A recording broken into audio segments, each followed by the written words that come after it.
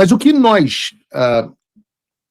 Bom, deixa eu tentar arrumar a casa aqui. A gente já viu o que o Bolsonaro falou, a gente já viu o que a Dani Lima falou, a gente já viu o que o Guga Chakra falou. Mas tem mais gente que repercutiu. Tá faltando falar de uma figura especial.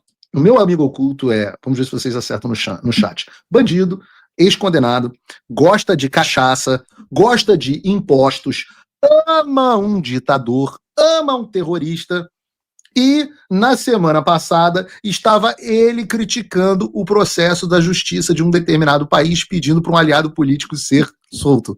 Adivinha quem é o meu amigo oculto no chat? No São Paulo é amigo secreto. Adivinha quem é o meu amigo oculto no chat? Acertou, é o Luiz. Olha, se tem alguém que eu sempre posso contar, tem algumas coisas que são previsíveis, né? Toda vez que a gente está montando estratégia, a gente tem que pensar, não é xadrez 4D. Xadrez 4D, quem joga é um mito, né? Eu só faço estratégia e logística. E tem algumas coisas na estratégia que a gente tem que contar, que é como o inimigo vai se movimentar. E tem algumas coisas que são líquidas e certas. A primeira coisa é que o Alexandre vai sempre dobrar a aposta. Então a gente sabe, não há dúvida, como o Alexandre vai reagir às sanções? Sabemos. Agora, se tem outro que a gente sempre pode contar, é com o Lula. A gente sempre pode contar com ele para fazer cagada. Ele sempre faz as cagadas que a gente quer que sejam feitas. Por isso que eu digo, enquanto Nicolas e companhia queriam uma passeata fora Lula, eu queria uma passeata fica Lula. Porque o cara vê o pronunciamento do presidente dos Estados Unidos, ele já tinha visto o pronunciamento do secretário de Estado, já viu o pronunciamento de deputados e senadores americanos, já viu o pronunciamento de assessor do Trump, e mesmo assim, para nossa alegria, ele não resiste ficar calado. Ele decide sempre retrucar o Donald Trump. E vejam só o que disse o ex-presidiário. A defesa da democracia no Brasil é um tema que compete aos brasileiros. Somos um país soberano. A palavra agora do momento é guarde, soberano. Não aceitamos interferência ou tutela de quem quer que seja, igual o Nicolas.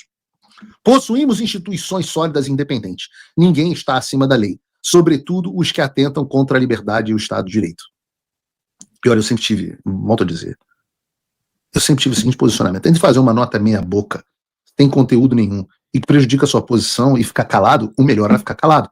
Mas graças a Deus, nós temos vários espectadores do Paulo Figueiredo Show, mas o Lula não assiste o Paulo Figueiredo Show e ele continua fazendo cagada e ajudando a gente. Porque essa notinha, digna do clube militar, aliás, ele falou, bota aí de novo a notinha, ele falou que as instituições, possuímos instituições sólidas e independentes. Isso é basicamente o estamos atentos e vigilantes à nossa missão constitucional do clube militar. Mas, de fato, há um tom, sei lá.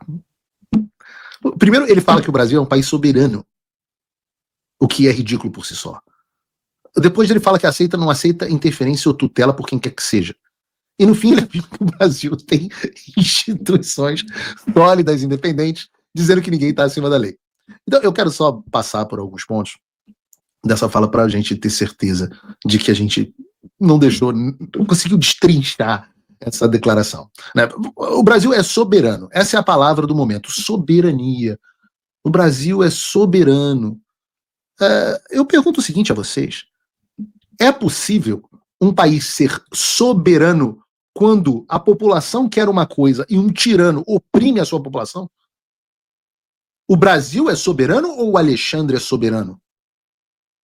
O país, ele é composto pelos seus cidadãos, ou cidadãos, como diz a Janja. Então o Supremo Tribunal Federal, composto pelos seus ministros, é que deve ter a soberania, ou o povo? Quem é soberano? Quem é supremo? Eu lembro do cartaz, supremo é o povo. Deveria ser soberano é o povo. Porque a própria palavra, o significado da soberania, exige respeito à lei. De uma forma que um país que instaura uma tirania não pode possuir, por óbvio, soberania. Um país que impõe a tirania só tem a barbárie. Democracia é a soberania exercida pelo povo por meio dos representantes dele eleitos, que conduzem a nação de acordo com os mandatos que a eles foram confiados pelo povo, de quem emana todo o poder e a autoridade da nação. É diferente da visão, por exemplo, que tem eu sigo vários deles, já trouxe até aqui no canal e tal, os fetichistas com a Idade Média, onde a soberania era dada por um mandato divino a um soberano. Mas na democracia, a soberania, em tese, é dada, é exercida, deveria ser exercida pelo povo. Certo?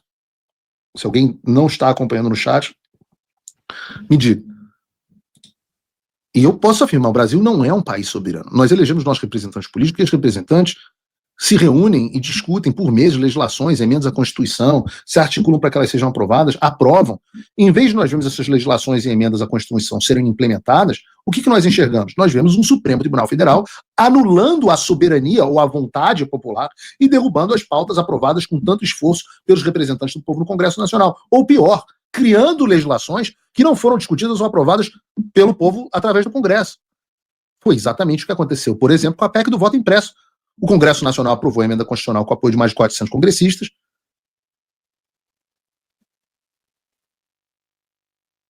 Não foi emenda constitucional, essa foi da época do projeto de lei. E o Supremo, tanto faz, mas o Supremo derrubou. Quem é soberano? O Brasil ou o Supremo? Vejam, crime de homofobia, que agora eu sou acusado, aparentemente, no caso do deputado Érico Hilton. Quem é competente para legislar sobre matéria penal? É o Congresso Nacional, por meio do deputado e senadores. Deputados e senadores decidiram não legislar sobre censura de opiniões e ações que pudessem ser consideradas ofensivas aos membros do movimento LGBTQXYZ. Veio, então, o Supremo Tribunal Federal, passou por cima do Congresso e criou o crime de homofobia e transfobia. Hoje a gente tem deputado sendo processado porque usou peruca, no caso da deputada Nicole, no púlpito, e jornalista sendo processado por dizer que homem é homem e mulher é mulher. Então eu me pergunto, quem é soberano no Brasil? O povo ou o Supremo? E isso já desmente a versão do Lula. O Brasil não é um país soberano. Vejam, o Brasil tinha uma legislação que regulou a internet por mais de uma década, aprovada pelo Congresso e absolutamente adequada para o Brasil. Veio o Supremo Tribunal Federal e derrubou. Quem é soberano? O povo ou o Supremo? Outro exemplo, para o outro lado, o presidente da República, eleito, foi lá e aumentou um imposto. O Congresso Nacional foi lá e agiu, derrubando este aumento do imposto. O que aconteceu?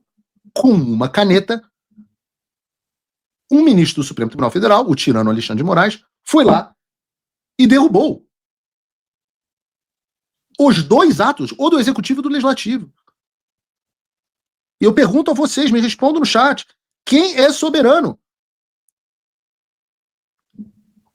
Mas vamos supor aqui que o Lula esteja correto, o que é uma suposição difícil, mas fiquem comigo aqui.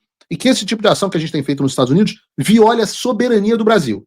A partir dessa suposição, eu lamento informar a vocês, Boulos, que debateu com o Eduardo Bolsonaro, Lindbergh e companhia, que a situação não fica melhor para vocês falarem de soberania. Veja, eu quero voltar um pouquinho no túnel do tempo, para 2016, quando a Dilma, durante a assinatura dos Acordos de Paris, agradeceu aos líderes estrangeiros que haviam manifestado solidariedade a ela na questão do impeachment. Nada diferente do que está acontecendo agora.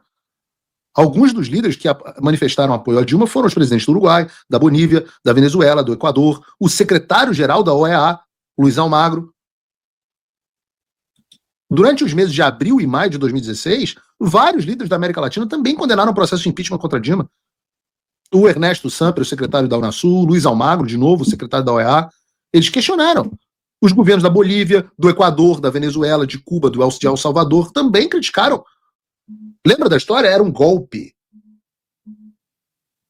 Então quer dizer que, nesse caso, quando o PT foi pedir ajuda, essas pessoas não houve invasão à soberania internacional?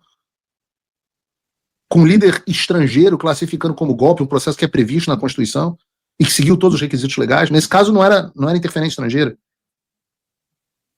Ora, lembrem quando em julho, também do mesmo ano, nos desdobramentos da Lava Jato, os advogados do Lula protocolaram uma petição no Comitê de Direitos Humanos da ONU, em Genebra, denunciando o Sérgio Moro por violar os direitos fundamentais do Lula, igual que nós fazemos quando a gente denunciou o Alexandre de Moraes, por violar os direitos fundamentais de várias pessoas, não? Por que quando foi com o Lula era bacana e agora que é conosco é ataque à soberania nacional? Em 2016, ainda, no mês de agosto, o PT recorreu à OEA, uma organização internacional, e protocolaram uma representação na Comissão Interamericana de Direitos Humanos pedindo medidas contra o afastamento da Dilma. Vejam, sabe quem estava envolvido nesse processo? Justamente o Vadir Damus, o Paulo Teixeira e o Paulo Pimenta. 3 agora que ficam falando de soberania, soberania. Então quer dizer que quando vocês pediram para uma organização supranacional anular uma decisão tomada de maneira soberana pelo Congresso por dia, aí não era atentado contra a soberania, não? Soberania, não? Vamos falar de coisa mais recente? Vamos falar de uma delegação de 2024, de membros do PT, do PSOL, do PSD, do MDB, que esteve aqui nos Estados Unidos para articular contra a extrema-direita. Ora, eu vou ler aqui o que disse a senadora Elisiane Gama sobre essa viagem. A gente percebe que os ataques à democracia estão acontecendo no mundo todo. A gente tem visto mais recentemente agora na Argentina, a extrema-direita tem células, no Chile, Colômbia, e por aí vai. Agora, inclusive, tem um processo de julgamento de tentativas de ataque ao processo democrático na Alemanha. A gente quer costurar... Olha o que ele diz aqui. Eu vou ler para vocês a frase da Elisiane Gama. A gente quer costurar um alinhamento internacional de forma que a gente possa ter uma frente ampla internacional em defesa da democracia. Internacional. Se trocar meia dúzia de palavras aí, acrescentar uns 30 pontos no QI, um pouco mais de articulação, dá para dizer que foi o Paulo Figueiredo que falou isso aí. Esses vagabundos, esses hipócritas, esses canalhas, eles estiveram aqui nos Estados Unidos e se reuniram com o deputado Jamie Raskin, do Partido Democrata, para tentar costurar um alinhamento internacional em defesa da censura e da perseguição política no Brasil. Ora, veja a prova do crime, a foto deles dentro do Congresso dos Estados Unidos, posando sorridente com 2 bandeiras americanas ao fundo. Além do Jamie Raskin, eles também se reuniram com o senador Bernie Sanders, com os deputados Greg Casar, Chuy Garcia, e rufem os tambores com quem mais eles se encontraram. Deputado Jim McGovern.